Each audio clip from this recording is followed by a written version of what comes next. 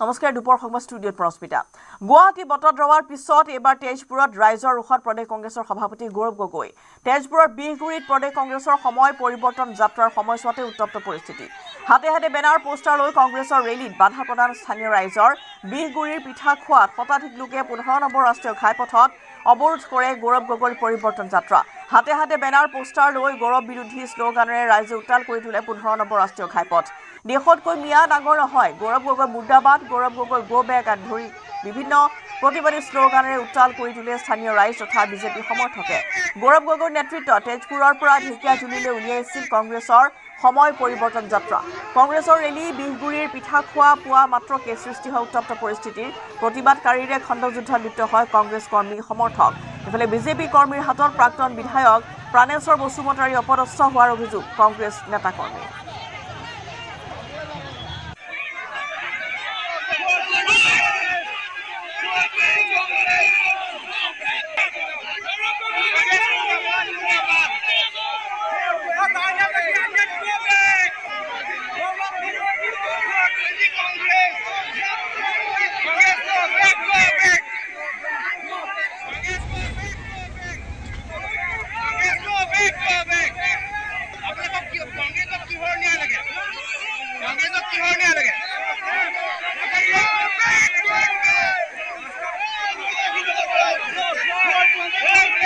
তেজপুৰৰ উত্তপ্ত পৰিস্থিতিৰ কিছু দৃশ্য এইখিনি মুহূৰ্তত আগবঢ়াইছোঁ য'ত এতিয়া দেখিবলৈ পোৱা গৈছে যে পৰিৱৰ্তন যাত্ৰাত এনেধৰণৰ এটা পৰিস্থিতিৰ সৃষ্টি হৈছে য'ত 15 নম্বৰ ৰাষ্ট্ৰীয় ঘাইপথ এনেধৰণে হাতে হাতে বেনাৰ পোষ্টাৰ লৈ গৌৰৱ বিৰোধী শ্লোগানেৰে উত্তাল কৰি তুলিছে আৰু সমান্তৰালভাৱে দেখিবলৈ পোৱা গৈছে যে বিহগুৰিৰ পিঠা খোৱাটো শতাধিক লোকে 15 নম্বৰ ৰাষ্ট্ৰীয় ঘাইপথত অৱৰোধ কৰি গৌৰৱ গগৈ পৰিৱৰ্তন যি যাত্ৰা তেওঁ আৰম্ভ কৰিছিল সেই যাত্ৰাৰ সময়ছোৱাতে এনেধৰণৰ এটা পৰিস্থিতিৰ সৃষ্টি হয় আৰু এতিয়া কংগ্ৰেছৰ এই কৰ্মীসকল ৰোষত পৰা পৰিলক্ষিত হৈছে বিশেষকৈ প্ৰদেশ কংগ্ৰেছৰ সভাপতি গৌৰৱ গগৈ পৰিছে তেজপুৰত ৰাইজৰ ৰোষত বিহগুৰিত প্ৰদেশ কংগ্ৰেছৰ সময় পৰিৱৰ্তন যাত্ৰাৰ সময়ছোৱাতে এই উত্তপ্ত পৰিস্থিতিৰ সৃষ্টি হৈছে ৰেলীত স্থানীয় ৰাইজে বাধা প্ৰদান কৰিছে গৌৰৱ গগৈ পৰিৱৰ্তন যাত্ৰা হাতে হাতে বেনাৰ পোষ্টাৰ লৈ গৌৰৱ বিৰোধী শ্লোগানেৰে ৰাইজে উত্তাল কৰি তুলিছে 15 নম্বৰ ৰাষ্ট্ৰীয় ঘাইপথ দেশতকৈ মিয়া ডাঙৰ নহয় গৌৰৱ গগৈ মুৰ্দাবাদ গৌৰৱ গগৈ গো বেক ধৰি বিভিন্ন প্ৰতিবাদী শ্লোগান তেওঁলোকে দিছে উত্তাল কৰি তুলিছে স্থানীয় ৰাইজ তথা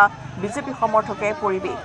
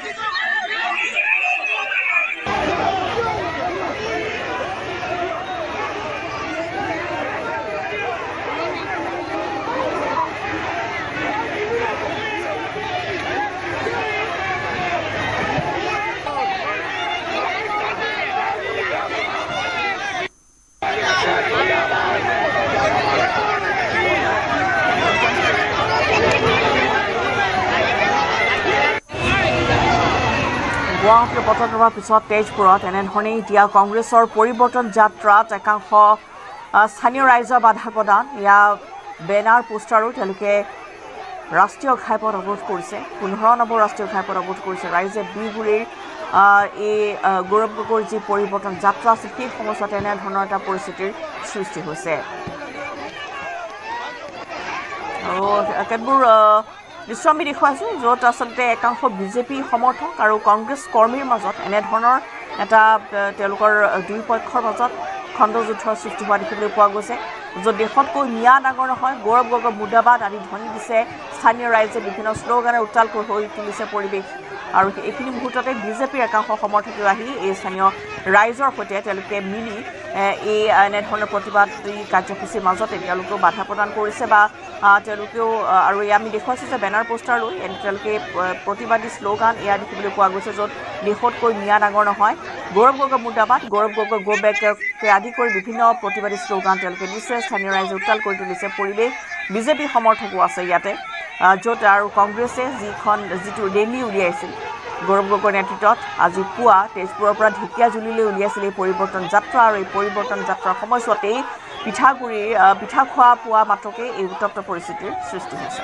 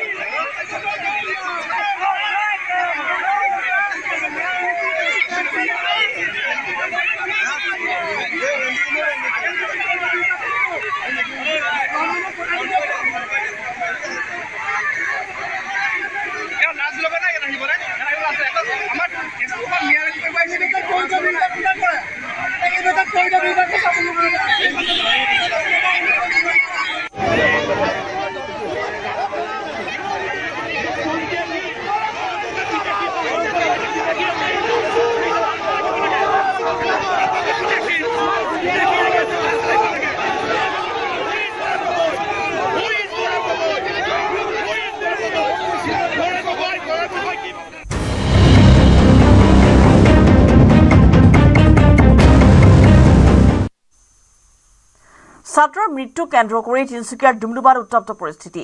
ফিৰবাৰী শংকৰদেৱ শিশু নিকেতনৰ ছাত্ৰৰ মৃত্যুক লৈ উত্তেজনা। ছাত্ৰৰ মৃত্যুৰ ন্যায়ৰ দাবীত পুৱাৰে পৰা ডুমডুমা ফিলবাৰী পথ অৱৰোধ দল সংগঠনৰ। বিদ্যালয়ৰ সন্মুখত টায়াৰ জ্বলাই প্ৰতিবাদ TMPK আৰু দেউৰী ছাত্ৰ সংগঠনৰ। শিক্ষকৰ প্ৰহাৰত অষ্টম শ্ৰেণীৰ ছাত্ৰ উৎপল তাইৰ মৃত্যু হোৱাৰ অভিযোগ। শুকুৰবাৰে নিশা চিকিৎসাধীন অৱস্থাতে মৃত্যু হৈছিল উৎপল তাইৰ। বিদ্যালয়খনৰ শিক্ষক সঞ্জীৱ শৰ্মাৰ বিৰুদ্ধে অভিযোগ উত্থাপন হৈছে। বিদ্যালয় ছুটিৰ সময়ছোৱাত শিক্ষকজনে ছাত্ৰজনক গুৰুলকৈ প্ৰহাৰ কৰাৰ অভিযোগ। ফিলবাৰী শংকৰদেৱ শিশু নিকেতন কৰ্তৃপক্ষৰ বিৰুদ্ধে ঘটনাক গাপ দিয়াৰ চেষ্টা অভিযোগ। বৃহস্পতিবাৰে সংঘটিত হৈছিল এই ঘটনা। বৃহস্পতিবাৰে ডিব্ৰুগড়ৰ AMCHত মনে মনে ছাত্ৰজনক ভৰ্তি কৰাইছিল স্কুল কৰ্তৃপক্ষই। অভিযুক্ত শিক্ষক সঞ্জীৱ ছেত্ৰীৰ বিৰুদ্ধে ডুমডুমা থানাত এজাহাৰ দাখিল কৰিছে ছাত্ৰজনৰ পৰিয়ালে। শুকুৰবাৰে নিশাই অভিযুক্ত শিক্ষক সঞ্জীৱ শৰ্মাক গ্ৰেপ্তাৰ কৰে ডুমডুমা আৰক্ষীয়ে। ছাত্ৰজনৰ ঘৰ শিৱসাগৰ জিলাৰ আমগুৰি।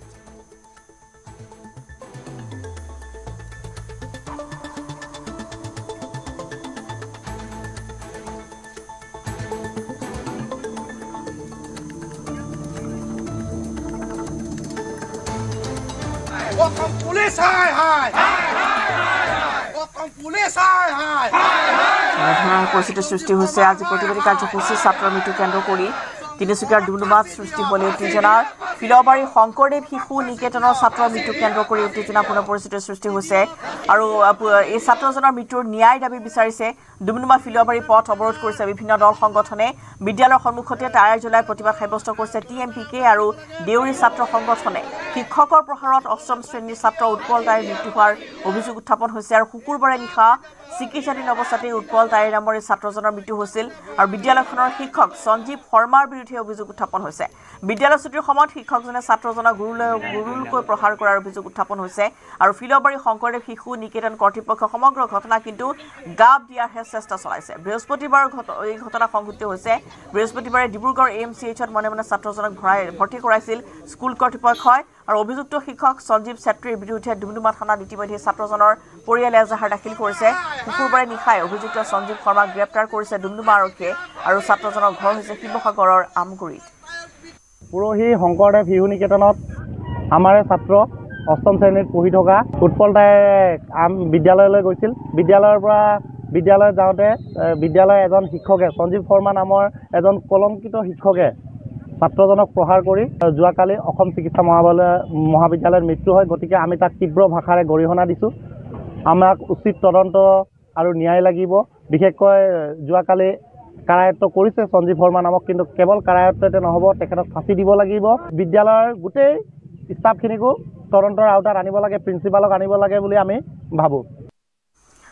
আৰু ৰীণা কাকতি জনাব অধিক খবৰ। ৰীণা, সমগ্ৰ ঘটনাটো যথেষ্ট আচলতে এটা দুখজনক বিষয়। এগৰাকী ছাত্ৰৰ এনেদৰে শিক্ষকৰ প্ৰহাৰত মৃত্যু হোৱাৰ যি অভিযোগ উত্থাপন হৈছে, তদন্তত কি প্ৰকাশ পাইছে? যিহেতু ফিলবাৰী এখন বিদ্যালয়ত আৰু স্কুলৰ ছুটিৰ পিছত ছাত্ৰজনক এনেদৰে প্ৰহাৰ কৰা হ'ল। হয় ৰশ্মিতা, যেহেতু ক'ব লাগিব তিনিচুকীয়া জিলাৰ ডুমডুমাৰ ফিলবাৰীত যিটো শিক্ষকৰ পঢ়াত এজন ছাত্ৰৰ মৃত্যু হোৱা ঘটনাই ইতিমধ্যে চাঞ্চল্য বিৰাজ কৰিছে। বৰ্তমানৰ প্ৰতিবাদ মুখৰ হৈ পৰিছে উক্ত অঞ্চলত। ৰাজপথত টায়াৰ জ্বলাই প্ৰতিবাদ সাব্যস্ত কৰিছে TMPকে, লগতে দেউৰী সংগঠনে দোষী উচিত শাস্তি প্ৰদানৰ লগতে ন্যায় বিচাৰিছে। আচলতে তিনিচুকীয়া জিলাৰ ফিলবাৰী আৰক্ষী থানাৰ অন্তৰ্গত শংকৰদেৱ শিশু নিকেতনৰ বিদ্যালয়ত সংঘটিত হৈছে এই ঘটনা। সঞ্জীৱ শৰ্মা নামৰ এই শিশু নিকেতনৰ এজন শিক্ষকে এজন ছাত্ৰ, যি ৭ম মান শ্ৰেণীৰ অধ্যয়নৰত এজন ছাত্ৰ, এই ছাত্ৰজনক যিটো গুৰুকৈ পঢ়া কৰিছিল আৰু বৃহস্পতিবাৰে সংঘটিত হৈছিল এই দুৰ্ভাগ্যজনক ঘটনাৰ পিছতে নিকেতনৰ কৰ্তৃপক্ষই আচলতে ছাত্ৰজনক অসম চিকিৎসা মহাবিদ্যালয়ত ভৰ্তি কৰা হৈছিল যদিও শুকুৰবাৰে নিশা চিকিৎসাধীন অৱস্থাতে ছাত্ৰজনৰ মৃত্যু হৈছে। আৰু সমগ্ৰ ঘটনা আচলতে নিকেতনৰ কৰ্তৃপক্ষই গাপ দিয়াৰ চেষ্টা চলোৱাৰ অভিযোগ উত্থাপিত হৈছে। আচলতে উৎপল তাইৰ যি পিতৃ গণেশ তাইৰ ঘৰ আছিল শিৱসাগৰ জিলাৰ আমগুৰিৰ কপাতলিত। প্ৰথম শ্ৰেণীৰ পৰা ছাত্ৰজনে শংকৰদেৱ শিশু নিকেতনত এই ফিলবাৰীত অধ্যয়ন কৰিছিল বুলি আমি জানিব পাৰিছো। বিদ্যালয়ৰ অধ্যক্ষ যিটো মমী মহন্তৰ ছাত্ৰাবাসত থাকি অধ্যয়ন কৰিছিল ছাত্ৰজনে। আৰু ঘটনাৰ পিছতে ফিলবাৰী তিনিআলিৰ লগতে শংকৰদেৱ শিশু নিকেতন ফিলবাৰী স্কুলৰ সন্মুখত টায়াৰ জ্বলাই বৰ্তমান উত্তাল প্ৰতিবাদ সাব্যস্ত কৰিছে সংগঠনসমূহে। ইতিমধ্যে ঘটনাৰ মূল অভিযুক্ত শিক্ষক সঞ্জীৱ শৰ্মাক কঠোৰ শাস্তি দিয়াৰ লগতে বিদ্যালয়খনৰ সকলো শিক্ষককেই তদন্তৰ আওতালৈ আনিবলৈ দাবী জনাইছে সংগঠনকেইটাই। আৰু ঘটনাৰ পাছতেই স্বতঃস্ফূৰ্তভাৱে সমগ্ৰ ফিলবাৰী অঞ্চল বন্ধ হৈ পৰিছে। ছাত্ৰজনৰ অকাল মৃত্যুত ফিলবাৰীত এক শোকৰ ছাপ বিৰাজ কৰিছে। ৰশ্মিতা, ধন্যবাদ ৰীনা।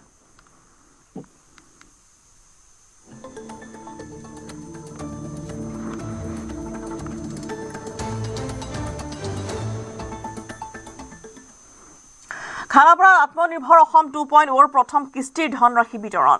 কামৰূপ আৰু কামৰূপ মহানগৰৰ হিতাধিকাৰীক মুখ্যমন্ত্ৰীয়ে প্ৰদান কৰিলে আত্মনিৰ্ভৰ অসম 2.0 প্ৰথম কিস্তিৰ ধন। জ্যোতি বিষ্ণু আন্তৰ্জাতিক কলা মন্দিৰত অনুষ্ঠিত হৈছে ধনৰাশি বিতৰণ অনুষ্ঠান। কামৰূপ আৰু কামৰূপ মহানগৰৰ 5,572 গৰাকী হিতাধিকাৰীক সামৰি লোৱা হৈছে। আৰু এই পোনপটীয়া সম্প্ৰচাৰৰ বাবে আপোনালোকক লৈ গৈছো। কাৰো শক্তিও নাছিল, কিন্তু বিজেপি চৰকাৰখনে আমাৰ শক্তি আছে যে আমি আমাৰ ল'ৰা ছোৱালীক বিশ্বাস কৰিম। আৰু যেতিয়াই চৰকাৰে নিজৰ নাগৰিকক বিশ্বাস কৰে আৰু নাগৰিকে সেই বিশ্বাস ঘূৰাই দিবলৈ চেষ্টা কৰে, তেতিয়া আৰু আন 10 জনৰ লাভ হয়। আজি আপোনালোকে চিন্তা কৰক, আপোনালোক ৭৫,০০০ এই টকা পোৱাৰ পিছতে অহাবাৰ যেতিয়া এপ্লিকেশ্যন আমি খুলিম, আপোনালোকৰ গাঁৱৰ পৰা আজি এজনে আবেদন কৰিছে, অহাবাৰ 10 জনে কৰিব। কিমানে আবেদন কৰিব? এইবাৰ আমি ৭৫,০০০ৰ কাৰণে 1,06,০০০ আবেদন পাইছিলো, কাৰণ প্ৰচাৰ নাছিলে। আজিতো আমি এই মিটিংখন কৰিলো, প্ৰচাৰ হ'ল। যেতিয়া 1 মাৰ্চত আমি ৩য় বছৰৰ কাৰণে পোৰ্টেল খুলি দিম, CM AAA 3.0, এইবাৰ মই অফিচাৰসকলক কৈছো যে আমি 5 লাখ এপ্লিকেশ্যন পাম। কিমান এপ্লিকেশ্যন পাম? 5 লাখ। এতিয়া আপোনালোকৰ ওপৰত নিৰ্ভৰ কৰিব সেই 5 লাখক আমি সহায় কৰিব পাৰিম নে নোৱাৰিম। যদি আপোনালোকে ওলাই গৈ পেলাই মোবাইল ফোন এটা কিনি ললে, ওলাই গৈ পেলাই চেষ্টা কৰিলে যে আৰু অলপ টকা খৰচ কৰি মটৰচাইকেল এখন কিনিব পাৰি নেকি, ছোৱালীবিলাকে চিন্তা কৰিলে স্কুটি এখনে কিনি লওঁ, তেতিয়া কি হ'ব? সেই 5 লাখে আৰু কেতিয়াও চৰকাৰৰ পৰা সহায় নাপাব। কিন্তু আপোনালোকে যদি এই টকাৰ উচিত ব্যৱহাৰ কৰে, আমি আৰু 5 লাখ ল'ৰা ছোৱালীক CM AAA দিব পাৰিম। আজি আপোনালোকৰে বহুত বন্ধু আছে যোনে এপ্লাই কৰিছিল, পোৱা নাই। মোক হোৱাটছআপত 2-এজনে দিয়ে আছে, মামা মই নাপালো বুলি। তেওঁলোকে কেনেকৈ পাব? যদি আপোনালোকে চৰকাৰৰ বিশ্বাসটো ৰাখে, তেতিয়াহ'লে তেওঁলোকেও পাব আৰু আপোনালোকেও দ্বিতীয়বাৰৰ বাবে আৰু 1 লাখ টকা পাব।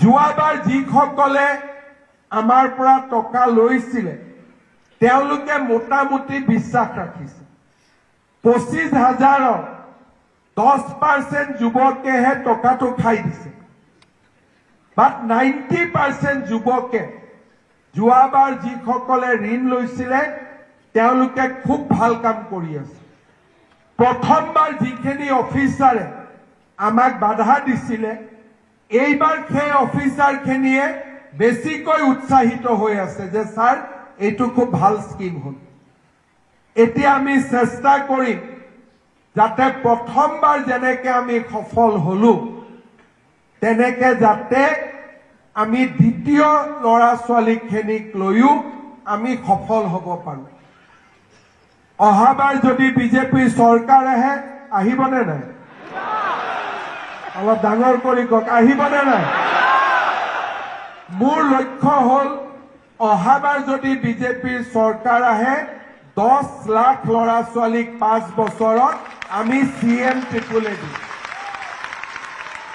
আৰু এনেকুৱা কথা নাই যে এখন ঘৰত দুজনে পাব নোৱাৰে আপোনালোকৰ ভাইটি ভণ্টিয়েও পাব পাৰে আমাৰ লক্ষ্য হ'ল অহা 5 বছৰত প্ৰতি বছৰে আমি 2 লাখ ল'ৰা ছোৱালীক CM ত্ৰিপুলে দিম কাৰণ চৰকাৰে সবক চাকৰি দিব নোৱাৰে কিন্তু আপোনালোকেতো চাকৰি দিব পাৰিব আমাৰ হৈ যদি আপোনালোকক আমি সহায় কৰো ইনডাইৰেক্টলি তো ময়ে চাকৰি দিয়া হ'ল হয়নে নহয় আজি যেতিয়া আপোনালোকে গৈ দুজন ল'ৰাক চাকৰি দিব আপোনালোকে কি ক'ব যে মামাই টকাটো দিয়াৰ কাৰণেহে তহঁত দুটাক দিব পাৰিলো তানে ইনডাইৰেক্টলি পুণ্য অলপ মোৰো গাতটো আহি গ'ল নহয় হয়নে নহয় এই আমাৰ অসমখনক এনেকৈ আমি পজিটিভ কৰি পেলাব লাগিব আমাৰ অসমত বহুত নিগেটিভিটি আছিল এনেকৈ ইজনে সিজনে ভাল ভাল কথা কৈ আমি পজিটিভ কৰি দিব লাগিব মই লাষ্টত এটা কথা কম বহুতে শুনিছে বহুতে শুনা নাই আজিকালি এটা নতুন শব্দ ওলাইছে মেচিন লাৰ্নিং তাৰ মানে আৰ্টিফিচিয়েল ইন্টেলিজেন্স আদিত আমি মেচিন পালো কিন্তু মেচিনটোৱে অসমীয়া ভাষাটো কেনেকৈ জানিব গুৱাহাটী ইউনিভাৰ্চিটিত IT ডিপাৰ্টমেণ্টত আছে মেচিনটো কৈ থাকিব লাগে ৰ দি এইখিনি লিখিব পাৰি অ দি অসম লিখিব পাৰি তানে মেচিনটোক ডিক্টেট কৰি থাকিলে এসময়ত মেচিনটোৱে সব কথা শিকি যায় তেনেকে ভাতক মাত শিকালে ভাতোৱে মাত শিকি যায় তেনেকে এই যে ChatGPT আমি দেখো এইবিলাক কেনেকে হয়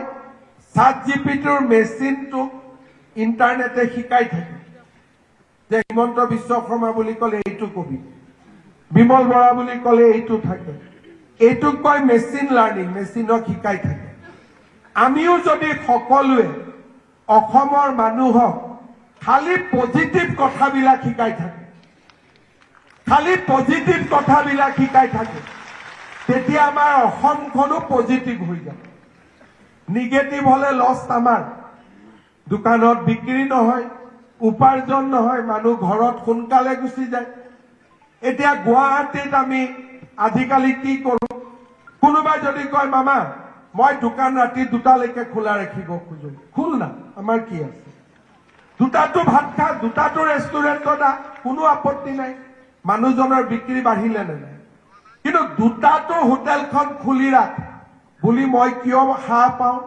কাৰণ আমাৰ ইয়াত আজি আইন শৃংখলাৰ পৰিৱেশ নাই কিন্তু গুৱাহাটীত যদি কালি কোনোবাই বম এটা মাৰি দিয়ে দোকান কেইটাত বন্ধ হৈ যাব 8টা বজাত 8টাৰ পৰা 1টালৈ যি বিক্ৰী হৈছিলে সেই বিক্ৰীখিনি নোহোৱা হ'ব যিখিনি ল'ৰা ছোৱালীয়ে চাকৰি কৰিছিলে সেইখিনি নোহোৱা হ'ব এটা বোমে মুখ্যমন্ত্ৰীক ক্ষতি নকৰে এটা বোমে কাক ক্ষতি কৰে সাধাৰণ ঘৰৰ ল'ৰা ছোৱালী তেনেকৈ আমি যদি অসমখনক অশান্ত কৰি ৰাখো ক্ষতি কাৰ হ'ব আমাৰ ক্ষতি হ'ব সৰ্বসাধাৰণ পৰিয়ালবিলাকৰ ক্ষতি হ'ব।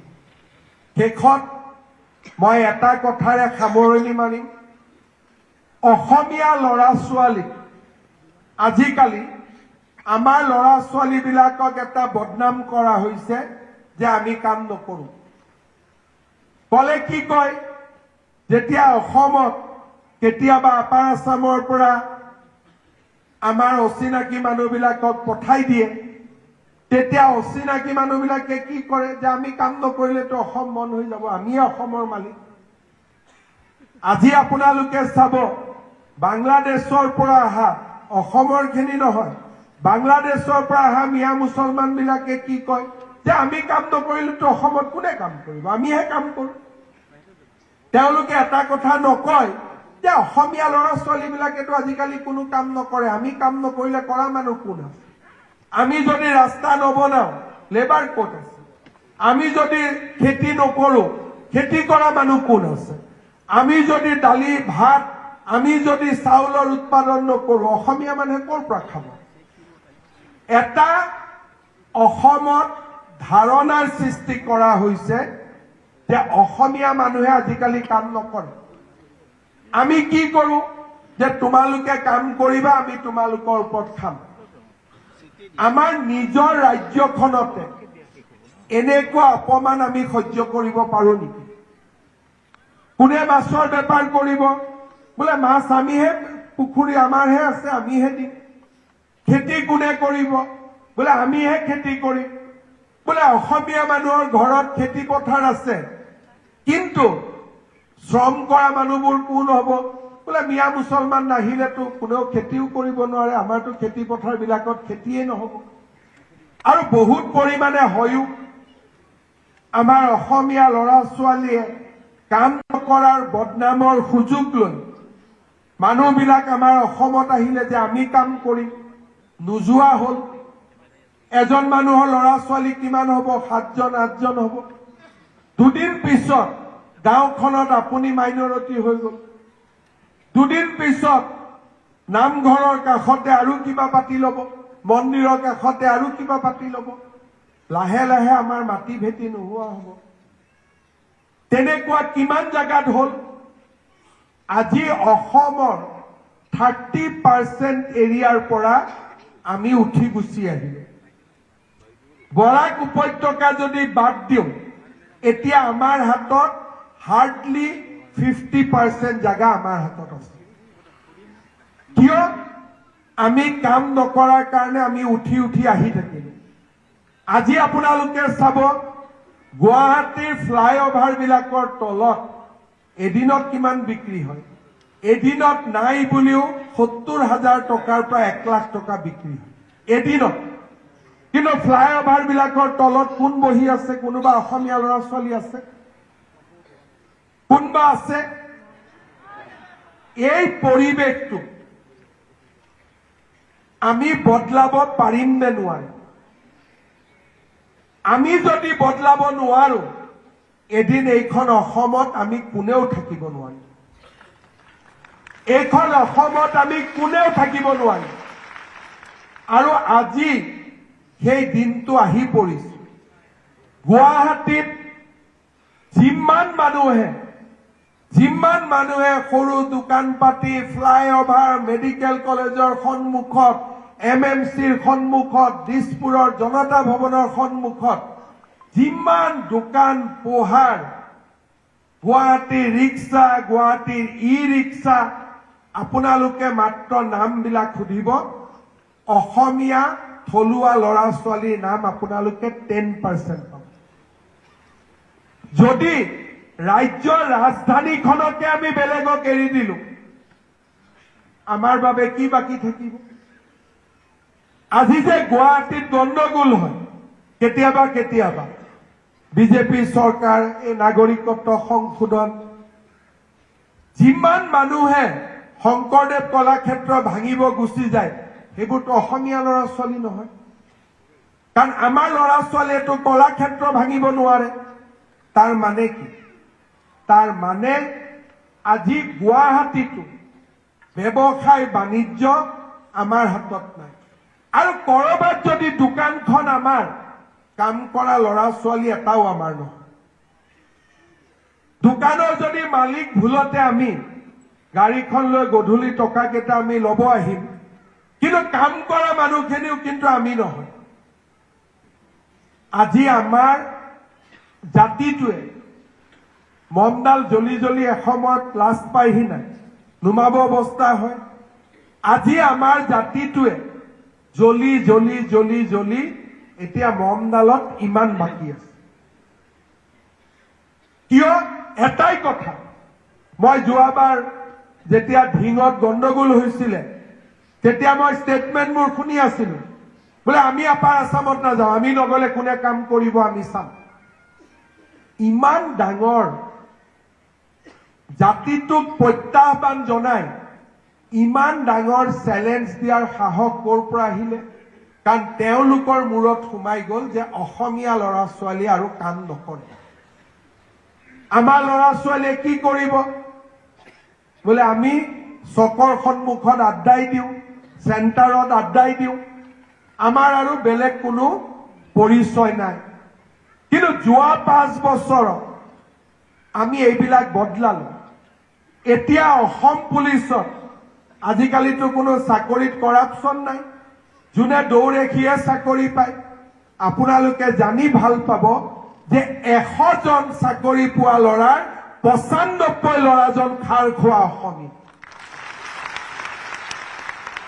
100 জনৰ 95 ল'ৰা ছোৱালী খাৰ খোৱা অসমীয়া কাকো ঘোষ দি চাকৰি পোৱা নাই দৌৰি চাকৰি পাইছে তাৰমানে আমাৰ ল'ৰা ছোৱালীৰ শক্তি আছে এনেকুৱা নহয় যে আমাৰ শক্তি নাই CRPত যেতিয়া বাহিৰত আক্ৰমণত মৰে আমাৰ মৃত শৰীৰবোৰ অসমলৈ উভতি আহে সব অসমীয়া নামেই পাব বা জনজাতীয় লোকৰ নাম পাব তাৰমানে জাতিটোৰ বিৰুদ্ধে যি এটা প্ৰচাৰ চলিছে যে অসমীয়া ল'ৰাই কাম নকৰে অসমীয়া ল'ৰাই কষ্ট নকৰে এই CM-AAA আমাৰ কাৰণে এটা ডাঙৰ আশীৰ্বাদ